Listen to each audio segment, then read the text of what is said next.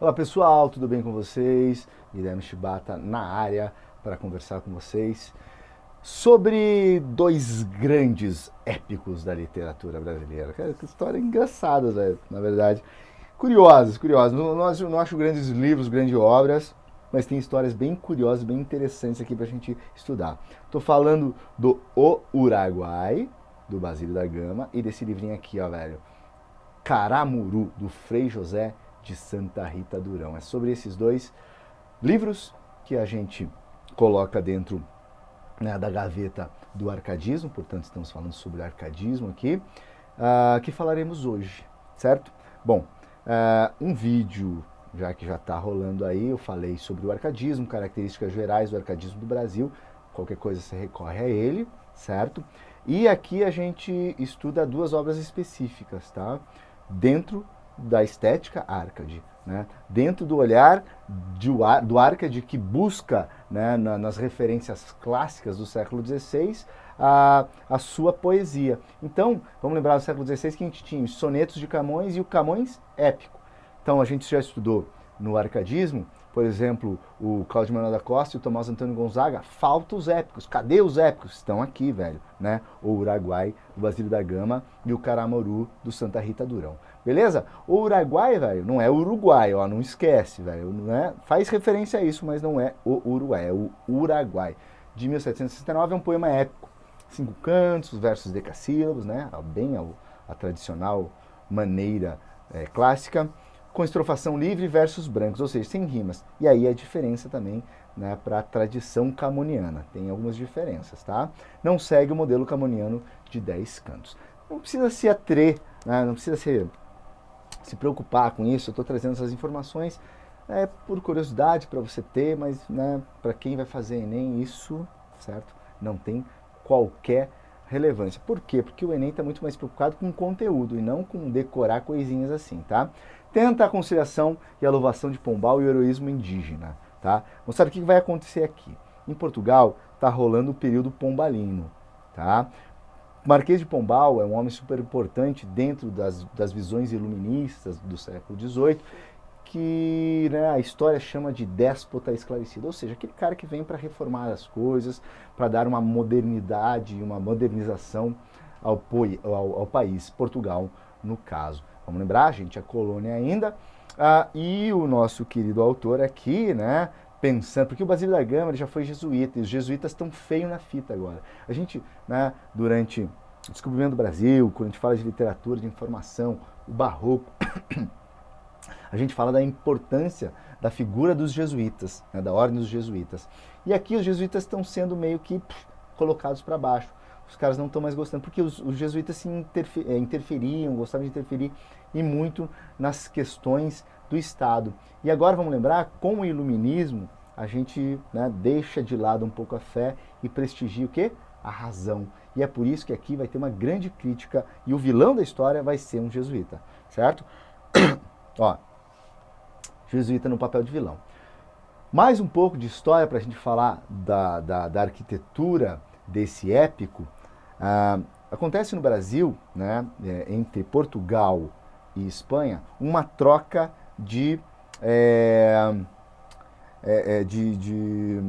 me fugiu a palavra aqui agora, de propriedades de terra. Horrível essa palavra, não consegui achar ainda. De territórios. Pronto, achei. Né? Há uma troca de territórios lá no sul do Brasil, né? Os gaúchos conhecem bem essa história, que é o quê? Em 1750, Portugal e Espanha celebram o Tratado de Madrid.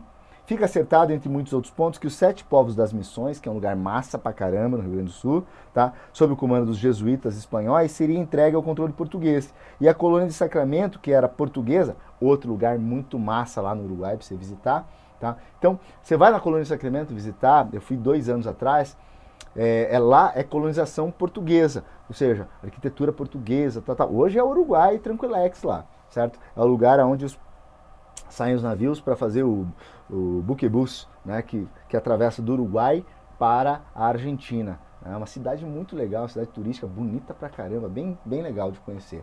E eles iam trocar essa parte, né, isso passaria para controle espanhol, e os 7 povos das Missões seria controle dos portugueses, ou seja, hoje território brasileiro. certo? Essa é a história, moçada. Esse General Gomes aqui, que é o personagem central, ele é o herói da bagaça toda, é ele que vai botar ordem nesse local. Por quê? Porque os jesuítas estão querendo afundar esse troço aí. Não gostaram disso, porque chegaram os portugueses, tal, e os jesuítas ficaram meio enciumados e ficaram meio escanteados nessa história toda. Um dos vilões aqui é o Balda, que é justamente um jesuíta que administra os 7 povos das missões. Vamos lembrar que os jesuítas estão espalhados pelo Brasil inteiro e também pela colônia espanhola. Fazendo o quê? Catequizando. Né? Desde o século XVI eles estão aqui catequizando. O Balda, né, dentro da história, é um cara sacana, é um cara mau. Por quê? Né? Eles vão falar sobre um índio, e aqui a gente vai falar do índio idealizado já, né? Precursor do romantismo. Tá? Cacambo, chefe indígena e apaixonadíssimo, nosso herói aqui que se apaixona por Lindóia. Lindóia é uma gata, uma índia muito linda, maravilhosa, deslumbrante. Tá? Então Cacambo se apaixona por Lindóia. E Caitutu é o irmão de Lindóia, daqui a pouco ele aparece aqui, eu conto mais sobre ele.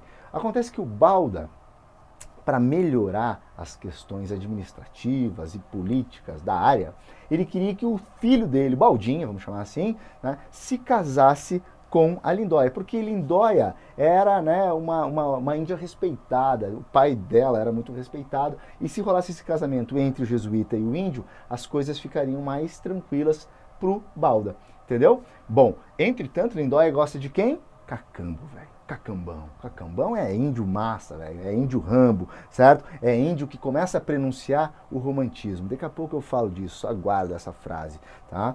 Acontece o seguinte, o Balda tenta de qualquer maneira matar o Cacambo. Manda ele para umas guerras, mas ele não morre, ele sobrevive. Manda ele para cá, faz isso, faz aquilo, e nada do Cacambo morrer. Até que ele envenena o Cacambo. E aí sim, o Cacambo vem a falecer. Cara, Lindóia fica desesperada, despedaçada, né? Fica no chinelo, velho. Fica mal, e resolve se matar. É o primeiro suicídio cobral. Como, professor, suicídio cobral? É o seguinte, a Lindóia, né, tem essa cena é famosíssima, ela se encosta num cipreste e vê que uma cobra está vindo e ela não se move. Ela deixa que a cobra, né, dê as voltas no corpo dela, vem aqui, mate ela. Nesse exato momento, o irmão dela, vendo que ela foi para a floresta, né, e observando que teria algum perigo, o nosso querido Caitutu vai atrás de Lindóia, pega o seu arco, retesa, né, o arco e a flecha, fica ali, mas perde, né? Perde o ponto e perde a coragem. Por quê? Porque é um tiro muito, né, um tiro muito perigoso. Ele pode acertar a sua irmã e ele tenta novamente e titubeia. E na terceira ele vai e joga, né, manda aquela flecha, a flecha pega a cobra, tchum, e pá, certo? Gruda a cobra, flechada e morta no cipreste. Entretanto, a picada já tinha ocorrido, né? E vai o irmão, corre lá e tenta fazer alguma coisa, mas também, né, morre a nossa Lindóia. Olha que doido, velho. Ela se entregou para a morte, né? A cobra estava lá, ela podia ter vazado, mas ela meio que se entrega. Essa é uma das famosas mortes que a gente tem na literatura, a morte de Lindóia. Legal? Bom, trouxe isso para você, para falar desse amor, né, índio. Porque, galera, a gente vai ver que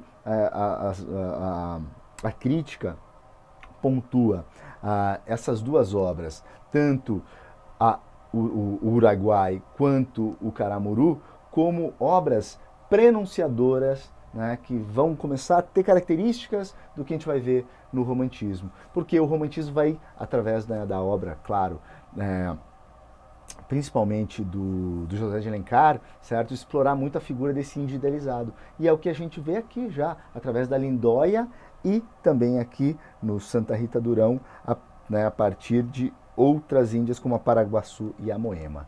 Ó, mudando de livro, Frei José de Santa Rita Durão, poema épico Caramuru, tá? Baseado também nos Lusíadas, a história, né? O enredo se passa no século XVI, um naufrágio acontece nas águas da Bahia e Diogo Álvares é o nosso heróizinho aqui. Ele é recebido pelos índios, tem todo aquele lance louco, né? O homem branco, tal. Ele tem uma arma, os índios estão atacando, ele dá um tiro. Karamuru, Karamuru, Karamuru, né? O homem, o deus do trovão. Karamuru significa isso, né? O homem do barulho, o homem do trovão. Todo mundo fica desesperado. Nossa, cara, que medo desse cara. E ele meio que vira ali um líder junto daquele pessoal. Começa a praticar o comércio, né? Tem várias histórias assim, né? Dentro da tradição do século XVI, literatura de formação, a gente vê vários homens que fizeram isso. Ele começa a ganhar grana, prestígio, tal, começa a fazer comércio, começa a ser um elo de contato entre o homem europeu que vem até o Brasil para fazer comércio e os índios, certo?